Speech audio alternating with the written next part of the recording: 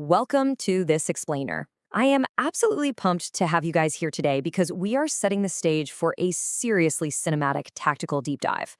We're looking ahead to the 2026 tournament in the Americas, and let me tell you, the battle lines are already being drawn.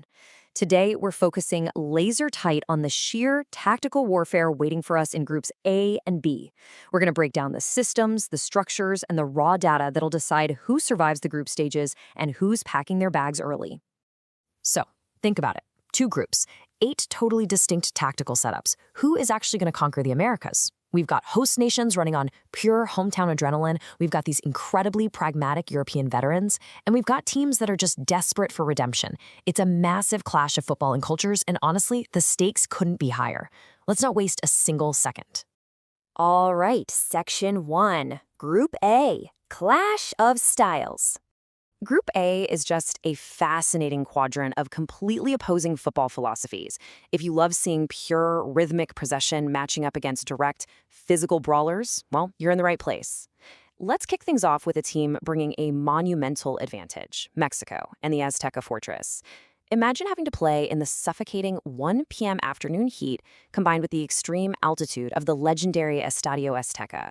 Historically, when you stack those environmental factors together with tens of thousands of passionate fans acting as a 12th man, Mexico becomes nearly unbeatable at home. It's just a grueling, completely exhausting environment for any visiting team to walk into. But how do they actually line up on the pitch? Well, Mexico is bringing a surprisingly young, highly physical squad. They literally structure themselves to maximize that harsh environment, relying heavily on a really narrow 5-4-1 defensive block.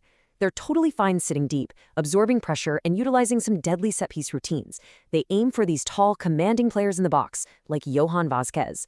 Though, to be fair, this narrow shape is largely born out of necessity, right? They are severely lacking in natural traditional wingers, which forces them to play heavily through the center and rely on their wingbacks.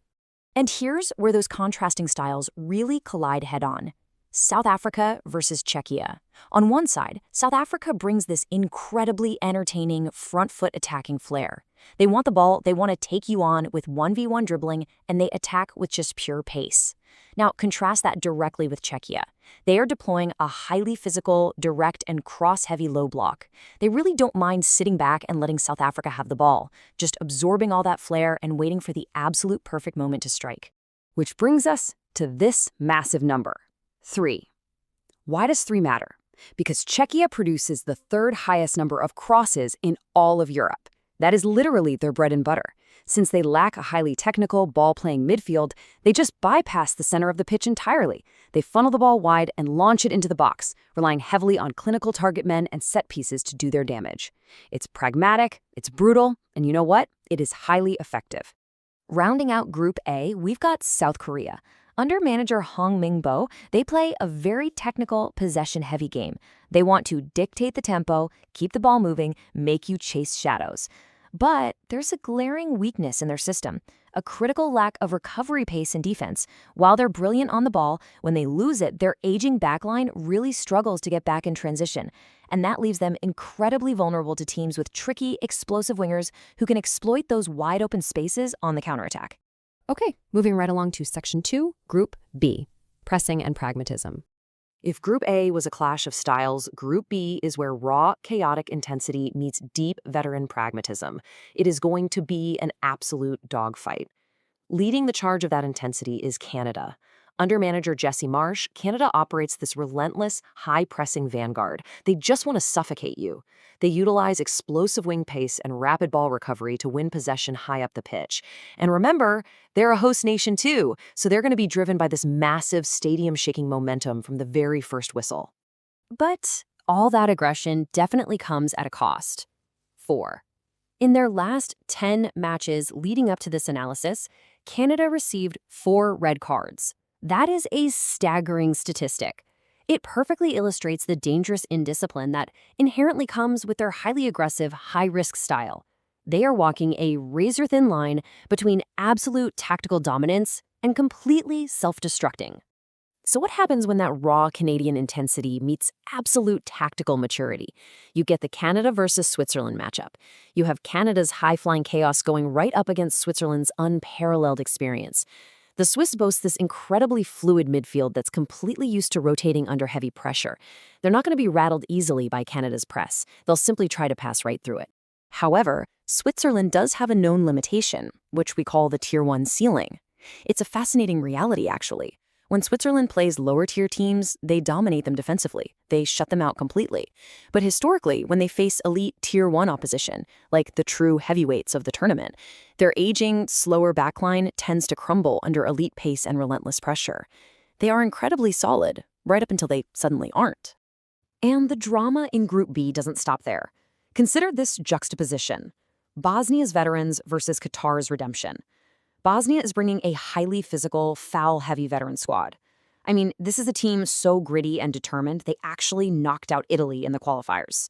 They're bringing that exact same physical intimidation to the Americas. Up against them is Qatar, a team on a desperate, burning mission to erase the memory of their disastrous 2022 hosting campaign, where, as we all remember, they crashed out instantly. So, the crucial point here is how Qatar actually plans to survive this. They do arrive as back-to-back Asian Cup champions, which absolutely demands respect, but to avoid another early exit, especially against these incredibly physical European and American sides, they lean almost entirely on their star player Akram Afif. He is their creative engine and the primary goal threat. Basically, if you shut him down, you largely shut down Qatar. Let's dive into Section 3, Stars Defining the Groups. Because look, tactics and systems are vital, but football is ultimately played by human beings, the stars who are single-handedly going to dictate the fate of these setups. First up, Granit Xhaka. He is the Swiss metronome. His vast experience is the core engine that makes the entire Swiss team function. He's the ultimate leader on the pitch, setting the tempo, dictating those fluid midfield rotations we talked about earlier, and providing that calm, tactical maturity when the pressure is at its absolute highest. Then you have Alphonso Davies, the Canadian Lightning. For Jesse Marsch's high-pressing system to truly be devastating, they absolutely need a fully fit Alphonso Davies. He brings that world-class, explosive pace that is essential for Canada's rapid transitions. When he recovers the ball and drives forward, he literally forces the entire opposition to backpedal, which unlocks the whole Canadian attack. For South Korea, everything revolves around their talisman, Son Heung-min. He is the legendary forward who must carry the bulk of his nation's attacking hopes. We talked about Korea's technical possession play, right? Well, Son is the player who elevates that possession into actual terrifying danger. He has the razor-sharp edge to their methodical buildup, and without his clinical finishing, their possession game honestly kind of lacks a bite. Finally, we have Patrick Schick, the Czech finisher. Remember that crazy stat about Czechia being third in Europe for crosses? Well, that entire system relies on having someone in the box who can actually finish them. That's Schick. He has an incredible clinical ability to score in almost every second game he plays. He is the ultimate weapon for Czechia's direct, cross-heavy, pragmatic system. He's the guy who makes their brutal efficiency possible.